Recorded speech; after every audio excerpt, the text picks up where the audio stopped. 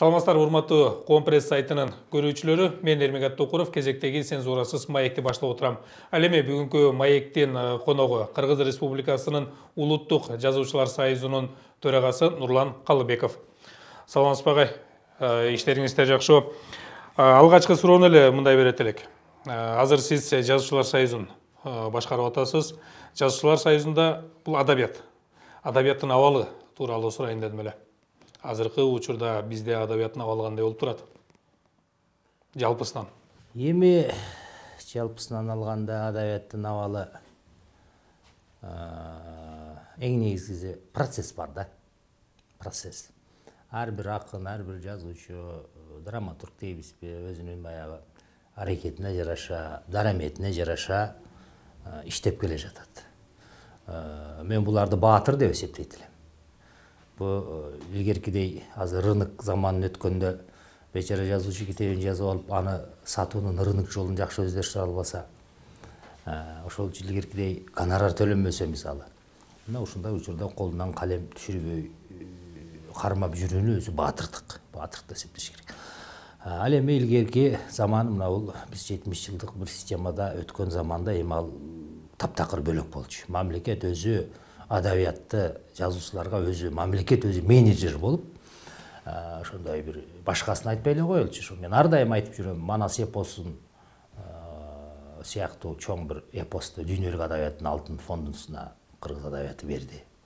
Кыргыз Совет адабияты берди ошол алтын коруна.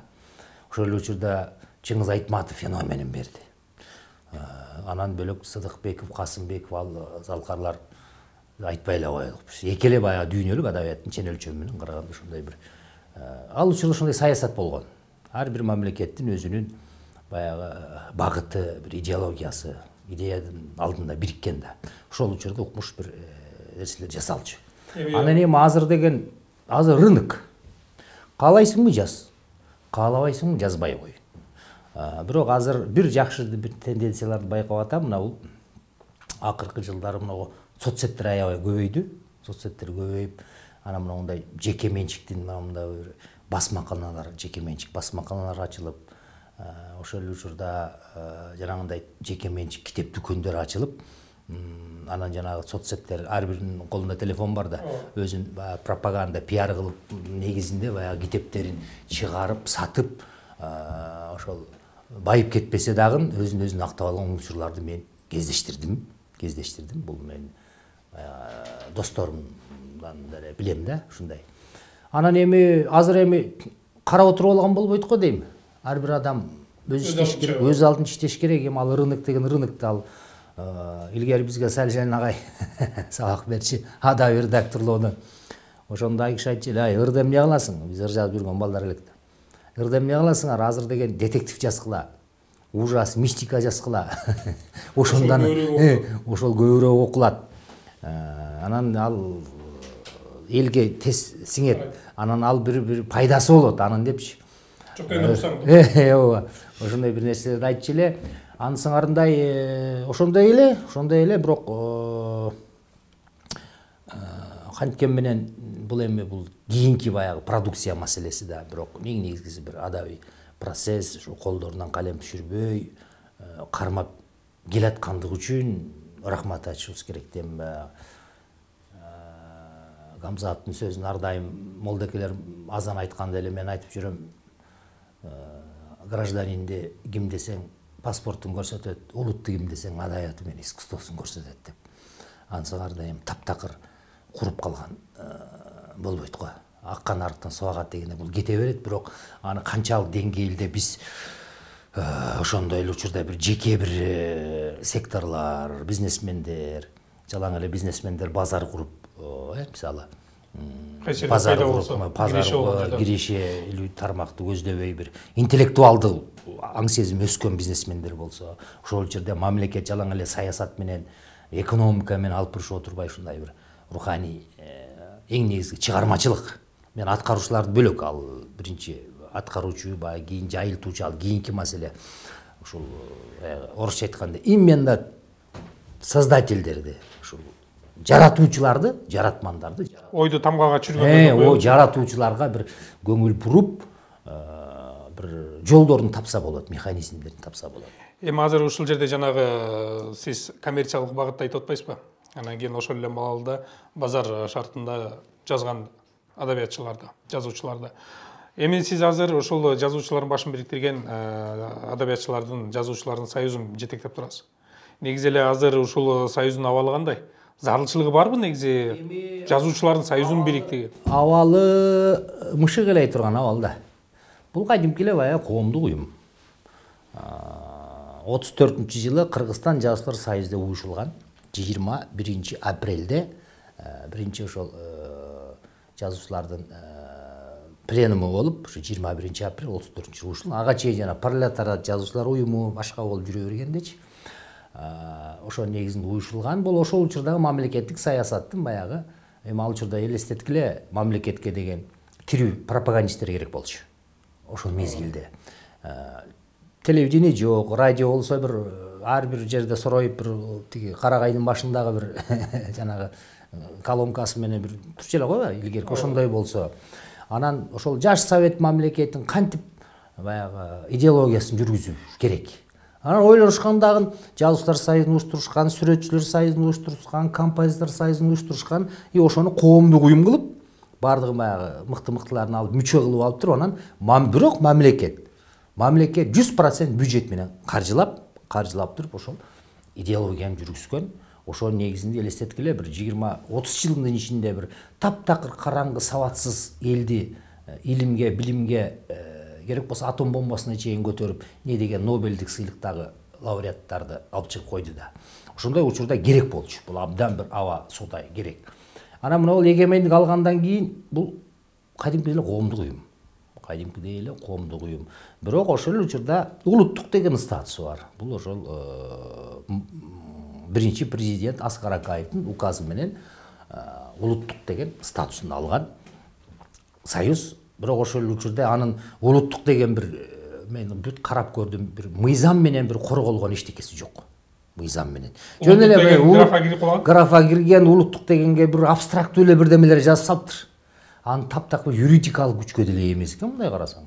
Эч мындай таң калыштуу жактары көп да. Бул шартта союздун кереги барбы? Эми бул шартта кереги бар. Кереги жок десең деле болот. Себеби азыр каалаган киши 2-3 киши отуруп алып эле бир пен клуб түзүп алса болот. Азыр Кыргызстанда бир эле жазуучулар союзу эмес, 5 союз бар. Кыргызстан бизде ошол улуттук жазуучулар союзу, бул тарыхый жазуучулар союзу. Бул бир. Экинчиси Янговос деген жазуучулар жана тарыхчылар союзу бар. Үчүнчүсү бүткүл дүйнөлүк жазуучулар союзу бар. Төртүнчүсү Заман жазуучулар союзу бар. Бешинчиси ошто регионалдык жазуучулар союзу деп бар. 5. Андан бөлөк Кыргыз акын жазуучулардын коомдук фонду, анан жанагы ыргербен, анан жана калемгерлер, баягы Нурборбор, жаңы ушундай коомдук уюмдар көп. Анан бул муну баягы коомдук баягы бул жазуучулар союзу да бул деген мындай ит баккандардын, куш баккандардын союзу эмес да. Бул интеллектуалдык баягы сөз кудуретин алып жүрүүчүлөрдүн союзу. Муну эми элестетип көрөлү, 30 жылдын ичинде жөн эле бир кандай десем бир жөн эле көп уюмдун бирине ошондо коомдук уюм катары бир эсептебей калган учур болду да. Бөлөк өлкөлөрдө деле бар мындай союздар. Маселен, бир чети муну таптакыр жок кылып коюуга эч кимдин колунан келбейт. Себеби Өзбекстанды кара, кадимкидей жазуучулар союзу, президент Мирзиёев келип туруп 3 кабат бир 11-17 гектар жерди алып, 3 кабат имаратын куруп, кадимкидей журналдардын, гезиттерин, төрагалары баягы штаттарын көбөйтүп, басма сөз, басма борбор бирдемелерин уюштуруп, кадимкидей бюджеттен каржылантып иш алып барат. Бул мамлекеттин идеологиясын жүргүзгөн. Кадимкидей эле, эми идеология десе эле биз батыштын идеологиясы, орустун идеологиясы, диндин идеологиясы айланайт. Биз ошону түшүнүп калдык да. Улут деген эмне? Улут деген ал улуттун аң сезимин алдыга көтөрүш керек да. Туурабы? Казактар деле ошондой. Казактарда деле жазуучулар союзу кадимкидей мына бул мен кече бир ай мурдагы маалыматым боюнча ошо Казакстан Жаштар союзунун төрагасы Улукбек Эстаблеттин эмесинде ушул 2022 жылдан баштап 100% бюджетке киргизди. Мурда баягы орусча айтканда частичный, жартылай бир деме кылып келген. Тажикстанда граждандык согушту баштан өткөргөн Тажикстанда 50 штат бар. 50 штат.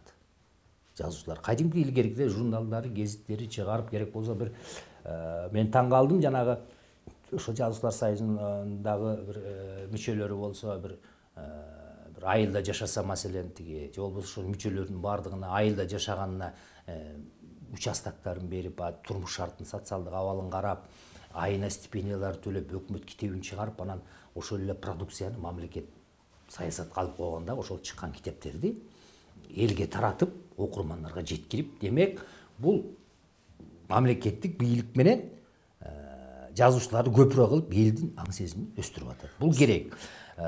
Тажикстан, башка борбордо эми Түркмөнстанды мен билбейм, ал жабык мамлекет го. Ушундай бир иштер жүргүзүп атат. Анан эми биз эми коомдук уюм, мындай союздар көп экен деп таштап койсок, мына 30 жылдын ичинде жанагындай мамлекет жакшы көңүл бурбагандыгынын негизинде калтура көбөйдү. Калтура аябай көп. Гүлзада Станалиева деген филология илимдеринин кандидаты, доцент, баягы прозасын, кыргыз прозасын изилдөөчү адабиятчынын мага айткан маалыматына караганда 30 жылдын ичинде 160 роман чыгыптыр. Мисалы. Окулбайт.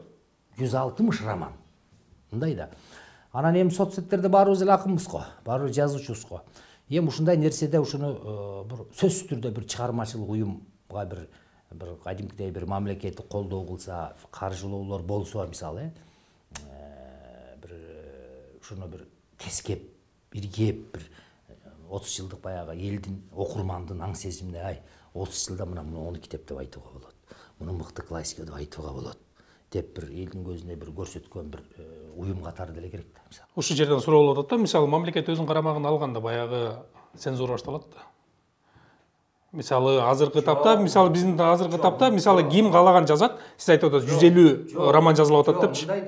Мамлекет эч качан цензура болгонду деле кыйраткан эмес. Ошол эле Советтер Союзунун учурунда цензура күчтүү болуп турган учурда деле биз улуу магикандарды бердик да. Магикандарды бердик. Бир эсиңерде болсун, Жазуучулар союзу эң демократиялуу уюм болгон. Кырчылдашып, согушуп, талкалашып бири-бирин ачык айтып илгери учурда. Ал жазуучулардын арасында. Ошол эле учурда, ошол мезгилде. Ал эми азыр деле аны мамлекет эч качан коомдук уюмга түздөн түз тиеше кылып туруп башкара албайт.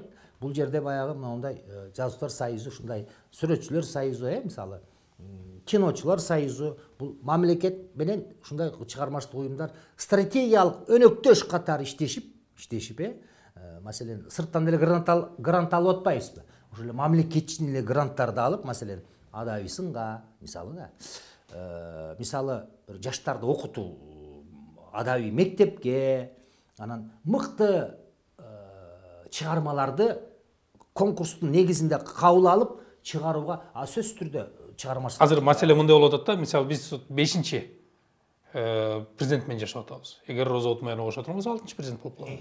Эми маселе, эгерде биз мамлекеттен каржылансак, азыр көрүп атабыз. Социалдык тармактарды карайбызбы, ал эмес жогорку кеңешти карайбызбы, кайсы президент келсе ошого түстөн алабыз.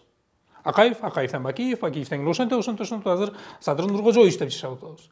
Эми бизди мамлекет көзөмөлдөп калса, тагыраагы камсыздап калса, ар бир президентке анан кийин романдар жазылып баштайт да, поэмалар жазылып баштайт. Анткени эмне бизде кыргызчылык бар.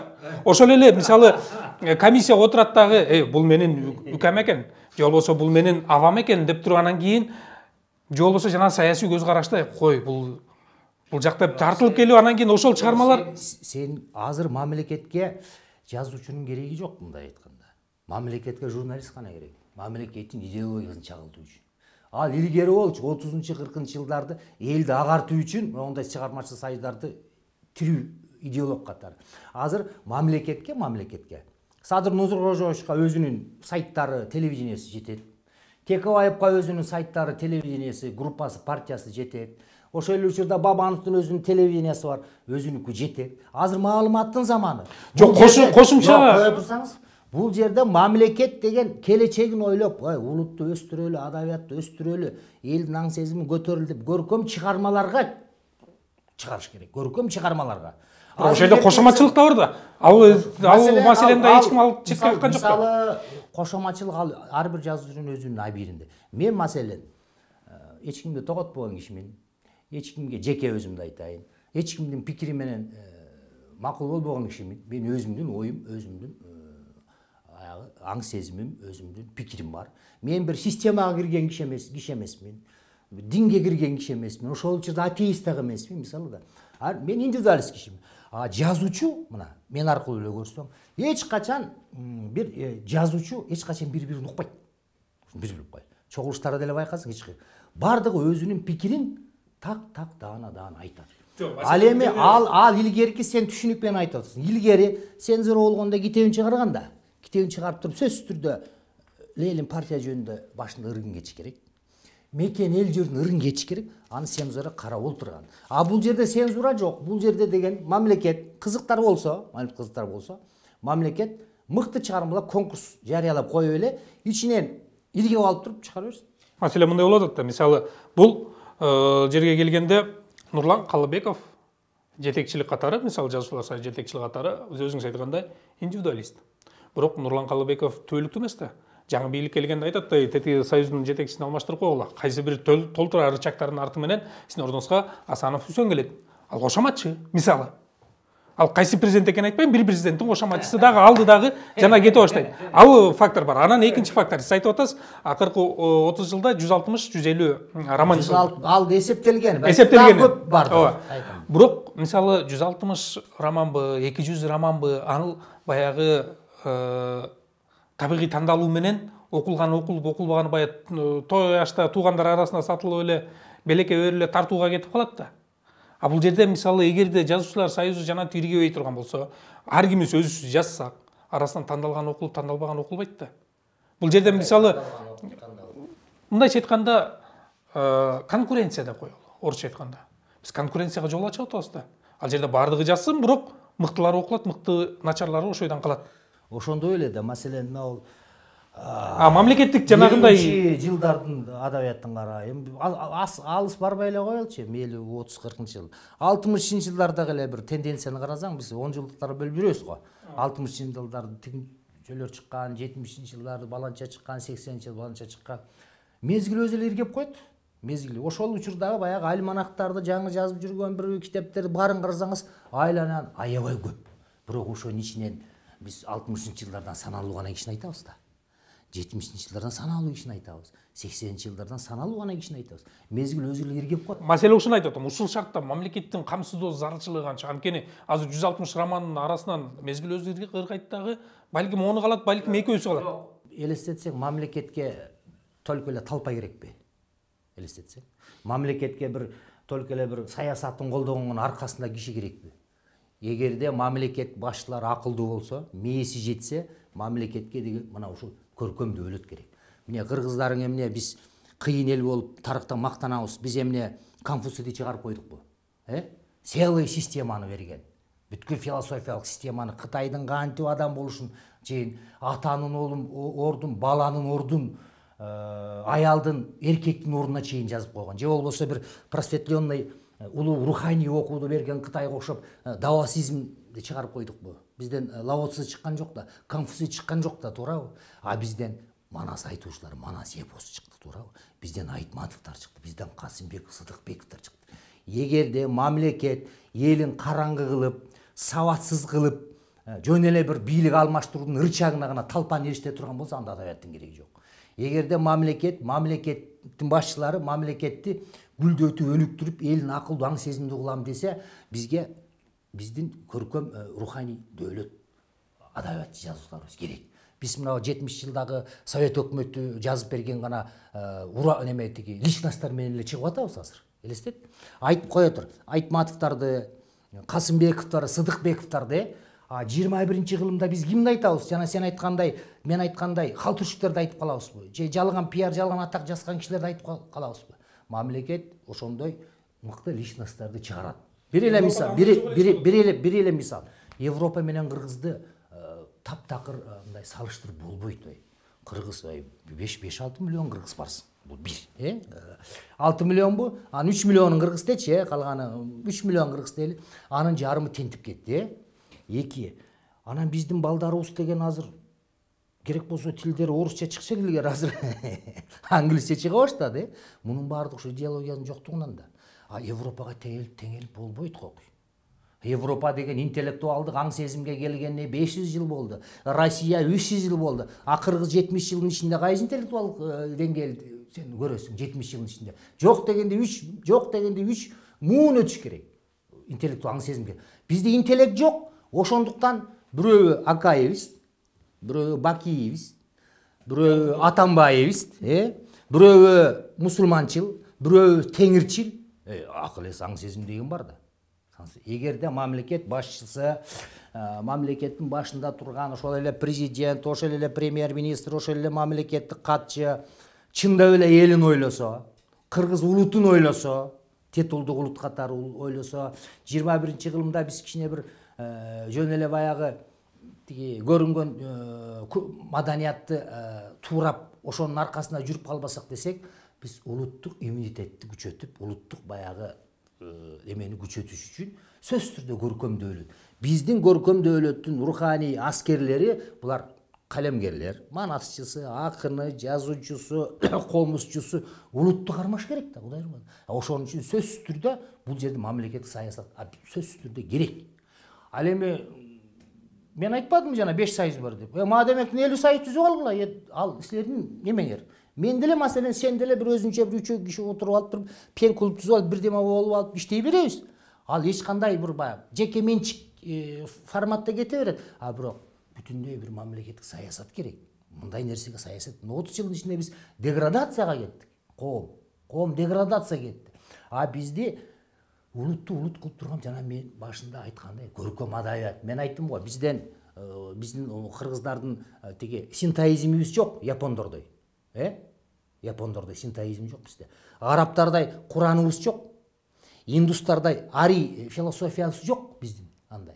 Биздики Манас баштаган 40тан ашык эпос, Айтматов ушу көркөм сөз дөөлөтү. Бизде философиядан башка деме көркөм сөз дөөлөттөрү, көркөм художественный ценности деп коет. Ошону носительдер, ошону алып жүргөн, улутту улут кылып баш көтөрүп жүргөн ошол сөз ээлери. Сөз ээлерин сөз түрдө анан ар бир улут өзүнүн жазуучулукта деле ошондой, журналистикада деле ошондой да. Ар бир адам өзүнүн бир стили болсо, өзүнүн стили болсо, ошол маселен Мырзагапаровдун өзүнүн стили бар, мисалы Касымбектин өзүнүн стили бар, Айтматтын өзүнүн стили бар деген сыяктуу мамлекетте деле өзүнүн жүзү, өзүнүн стили болуш керек да, өсүп өнүгүү. Качанга чейин орусту, качанга чейин батышты, качанга чейин чыгыштын көрүнгөн окууларын алып 40 урууга бөлүнгөн кыргыз, түндүк түштүккө бөлүнгөн кыргыз азыр изимдерге, идеологияларга бөлүнүп калды мисалы. Бизди сактап келген улуттук бир көрөнгөлөрдү алып чыккан ушул тирүү мындай биздин жоокерлер, солдаттар бар. Адабиятты сөзсүз түрдө колдош керек. Анын формасын бөлөкчө кылыш керек. Жанагындай социализмдегидей диктатурага кыргыз эч качан барбайт. Кыргыз тиги цензурага, диктатурага баш ийбейт кыргыз. Анын бөлөк механизми, ал кийинки маселе. Маселе мындай болот да, жанагындай калтурага кирип кеттик, 150 романды атабыз. Азыркы тапта ошол жаңылык киргизейин деп, жаңылык киргизип аткан жаштар барбы? Ошол эле прозада болсун, поэзияда болсун, макул сахнада болсун дегендей, жанагы драматургияда ала турган болсок, бир жаңылык киргизген бирөө жарым барбы? Же болбосо бир үмүттөндүргөн бир бул өзгөчө болуп атат, феномен болбосо дагы жок дегенде жаңы адабиятта мындай, адабият ал илгери биз жаш акындарды, маселен 35 жашка чейин деп койчубуз да, жаш жазуучу, жаш акын ушинтип бөлүп жүрөбүз да, 35 алып 35ке чыккан мисалы, анан ар дайым бир фестивалдарды, бирдемелерди өткөргөн 35 жашка чейинки жаштарды эме кылып, негизи мыйзам боюнча 28 жашка чейин эле адам жаш болот. 28ден кийин уже мыйзам боюнча ошондой да 28 жашка чейинки гана жаш. Адабиятка бирөө 40-ында келет. Аны жаш өзгөрүш үчүн бирөө 50-інде келет. Адабият деген ал 60-ка чыкканда да 50-ге чыкканда дагы Лермонтов окшоп 28-inde гений болуп кетсе, анан көз өтүп кетсе 28-inde гений болуп көз өтүп кетсе бир жол жашына карата анан келет да. Ошондой келет. Эми бирөө кеч келет, бирөө эрте келет. Ал өзүнүн турмуштук тажрыйбасына карата, талантына, окуу издөөүнө жараша. Жакшы суроо болду.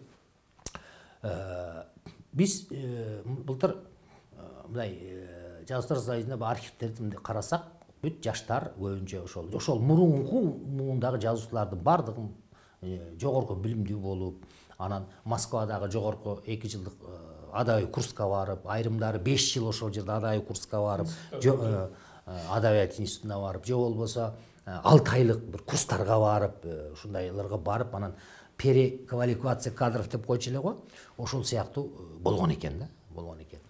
Ошондой жаштарды ошондой илгери ошол эле киноду деле алалычы, адабиятты коюп, кинону деле. Ошол эле Океевдер, ошол эле Шамшиевдер эмне себептен шедеврлерди тартты. Алар Москвадан окушчу. Чоң кино институтун окушуп, ошол жерден режиссердук дипломду алып, ал жерден чоң бир баягы мастер режиссердун мастерден өтүп, мастер классынан өтүп, анан келип анан чыгармаларды тартчу. Жазуучулар деле ошондой мыкты дүйнөлүк немелердегиден окуп келип туруп анан мыкты чыгармалар берди. Азыр адабият, искусство, кинодагы жанагындай бир дилетанттардын деңгээлде эркиндик келгенден кийин жанагы өзүнүн ложный эгосын жалган менин канааттандырыш үчүн, өпкөлөнүш үчүн, мактаныш үчүн бирдемени жазып шашып чыгарып жүргендер көп, мисалы.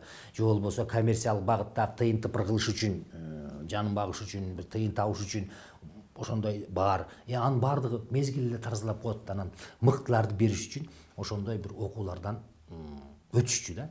Эми азыр 30 жылдын ичинде биз кимди окуттук? Мына акыркылардан мен билгендерден Нарсулуу Гургубаева, акындардан Нуриза Өмүрбаева, ошол жогорку адабият институтунун 2 жылдык курсун бүтүштү да, мисалы. Дагы бир эки кыздар атын унутуп атам. Айсулуу Көкөева да редакторлук бүттү окшойт. Дагы бир кыз бар, унутуп атам, ошол окушту да. Ошол эле бир эле мисалы, ошол эле Нарсулуу Нырларын, мурунку Нарсулуу Нырлары менен кийин ошол жогорку адабият институтун окуп бүткөндөн кийинки ырларын карасак, айырма асман менен жердей, абдан чоң. Абдан чоң. Мен өткөндө эле бийлик эшелонунда алар менен сүйлөшүп отурганда айттым, жогорку адабият курска барыш үчүн бир эле жыл, жөн эле 2 жылдык эле курста окуш үчүн 1 жылга 100 миң төлөйт экен. 100 миңден бир аз ашыгыраак. 2 жылга 200 миң төлөйт. Эми ага ал бечара жазуучунун акчасы жок, аны окуганга. Муну мамлекеттик аралык бир стипендия жок, мамлекет аралык баягы макулдашуулар бар да.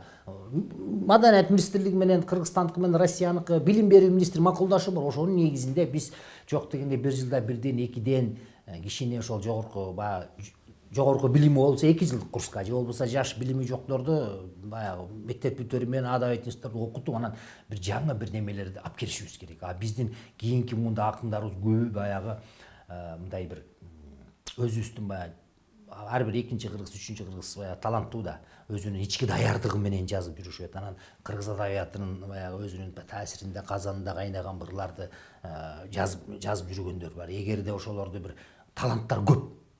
Кыргызда эми жапай деп айтууга болбойт. Баягы жылмартылбаган алмаздар болот го, жылмартылбаган алмаз. Куму дагы бар, ичинде ташы да бар, аралашкан ошол сыяктуу бир мындай кандай орустар, кыргыздар иргейбиз да, орустар шлифовка дейби, не дейт?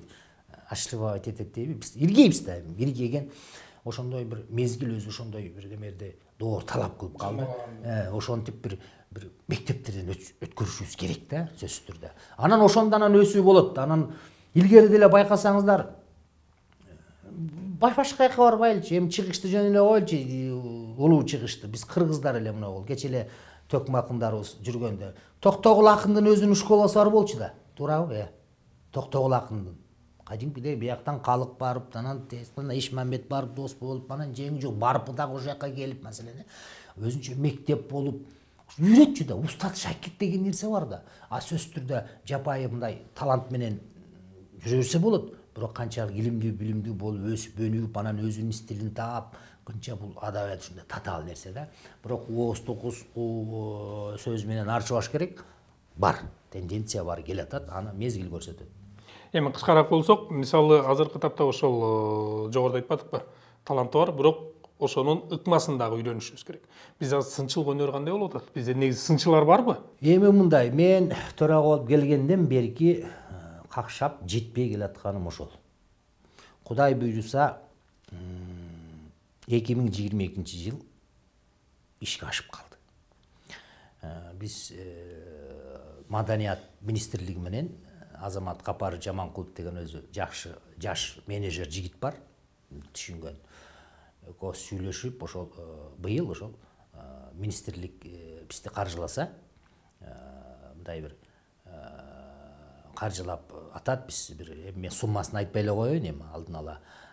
Мен азыркы айткан жана чеберчилик мектептер боюнча, мыкты классиканы чыгаруу боюнча, мыкты кыргыздын классикаларын, мыктыларды таап чыгуу боюнча, ошол жерде адабий сын боюнча биз проектти даярдап атабыз.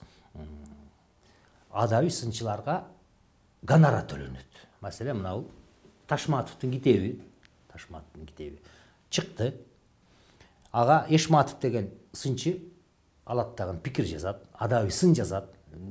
Пикир эмес, мындай чыныгы классикалык сын. Эми азыр соцсеттерде көп жүрөт, талдап, иргеп, анын жаман жакшысын алып чыгып, сындап, кадимки адабий сынды чыгарабыз. Ошол адабиятчы сынчыга гонорар төлөп беребиз. Ошол проект ишке ашкан атат, Кудай буйруса, гонорар төлөнөт. А болбосо гонорар төлөбөсө сынчы иштебейт, адабиятчы иштебейт.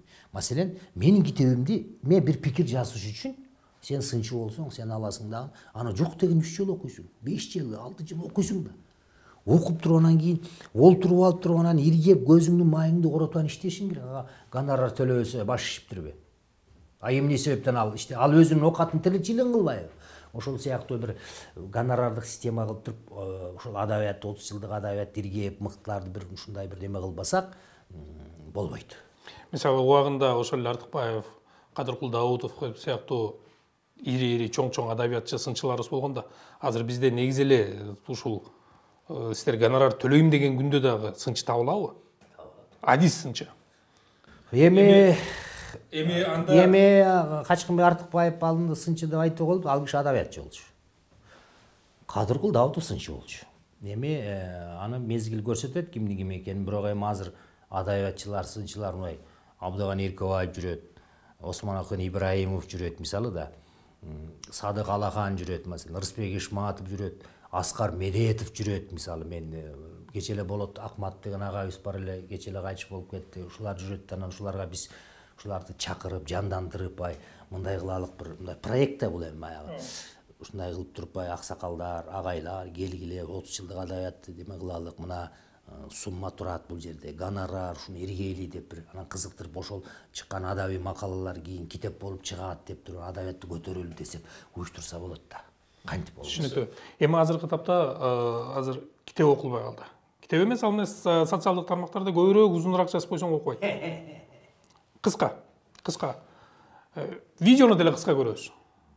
Ушул шартта адабиятты азыркы талаптарга ылайыктырса болобу? Мисалы, баягы 150 беттик, 500 беттик роман жазбай, балким сен абдан туура айтып атасың. Өзү эл аралык стандартта азыр 140-150 бет роман болуп эсептелинет. 12 бет повесть болуп эсептелинет. 1 беттен 5 бетке чейин аңгеме болуп эсептелинет. Бизде ошондой бир немелер көп. Бизде баягы роман жазат деле бир 800 беттик романдар чыккан.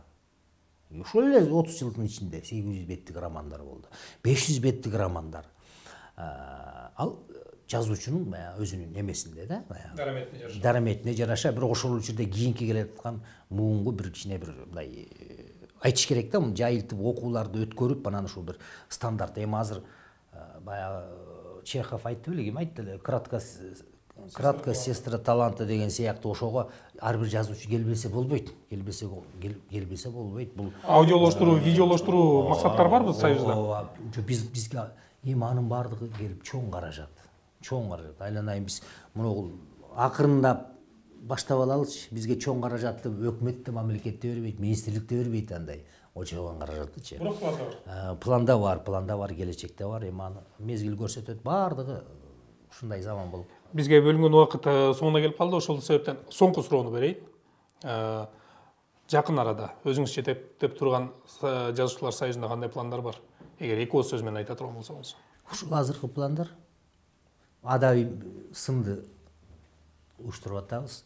Адабий мектеп уюштуруп атабыз. Анан баягы бюро пропаганда деп койчу эле го. Маселен, көбүнчө мен турмуштан көрүп калдым, өзүм деле башыман өттү. Мен мындан 10 жыл мурда эле регионго барсак, жазуучуларды алып 5-6 жазуучу менен барсак, эл менен жолугушканда, биз жөн эле бир мындай эс алганы барган эле жазуучулар.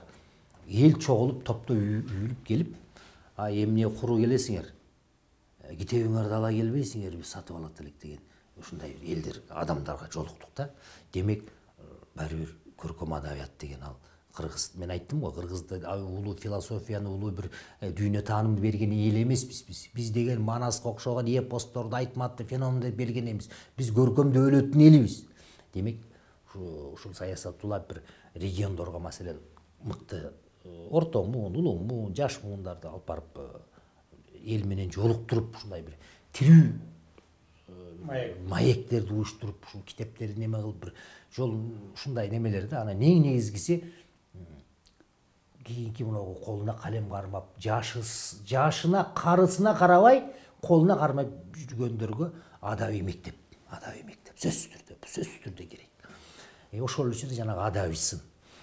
Анан калганы майда демелер, анан ал өзү анча-мынча баягы жеке мындай сектор менен мындай, жана мен айттым го, бизнесмендер иштеп аткандай бир майда немелерибиз бар. Алар өзү менен долбоорлуу, ал өзү менен өзү кете берет, бирок мындай бир масштабдуу, бир системдүү кете турган нерсе. Биз 30 жылдык адабиятты бир эмне деп коет, азыркы тил менен айтканда бир иргеген да бир орусча бир сөзү бар, чет тилче бир сөзү бар.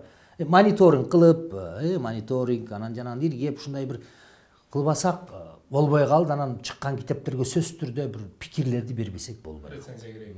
Сын, адабий сынды күчөтпөсөк болбой калды. Мен эми ошого жанталашып келип, былтыр эле көп нерселер болуп аткан. Былтыр 2020 анан революция болуп кетти, тополоң болду, анан кайра эми проект жылып, ушундай болуп келип атат. Ишибиз эле артка тартылып элечи, улам эле. Чыгармачылыкта саясатка такап аткан экен да. Ооба, чыгармачылыкта эми Кудай ырбады, эми баягы мамлекет деген бир чоң үй бүлө да.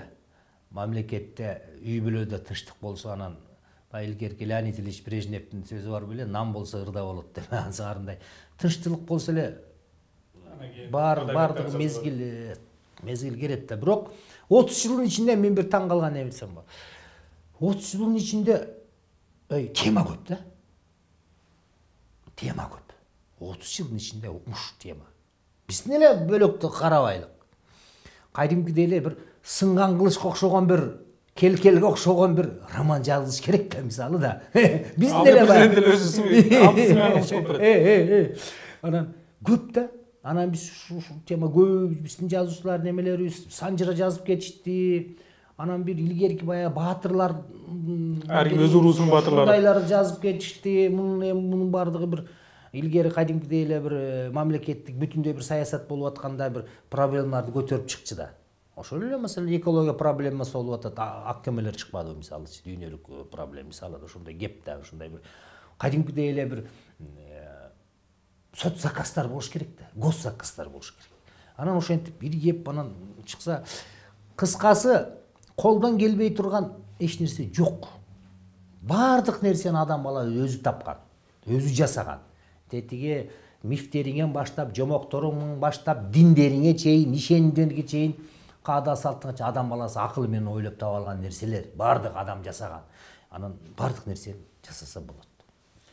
Рахмат, биздин кызыктуу маегибизге, көрөрмандарга да кызыктуу болот деген ишеничтебиз.